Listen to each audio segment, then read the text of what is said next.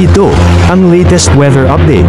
Alamin ang pinakasariwang ulat panahon ngayon dito sa Information TV Educational Channel.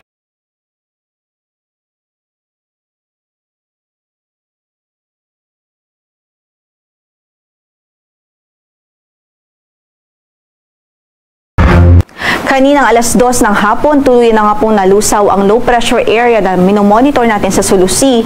At ngayon nga po ay hindi na po ito inaasahang magdudulot ng widespread na mga pag-ulan sa malaking bahagi ng Mindanao, Visayas at maging ng Palawan. In-expect natin unti-unti mag-i-improve na ang weather dito po sa Kabisayaan, Palawan at ilang bahagi ng Mindanao.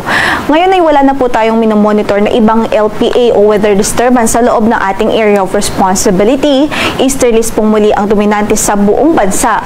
Pero base po sa ating pagtaya o forecast, mataas pa rin ang tsansa ng mga thunderstorm occurrences sa hapon at gabi. Yun po yung mga daglian o mga biglaang pag-ulan na may mga kasama pong pagkilat at pagkulog. Usually naglalast po yan from 5 minutes up to 1 hour or 2 hours. Kaya ang ating abiso sa ating mga kababayan, maging alerto pa rin, mag-ingat pa rin at saan man ang lakad natin ay huwag kong kalimutang magdala ng payong.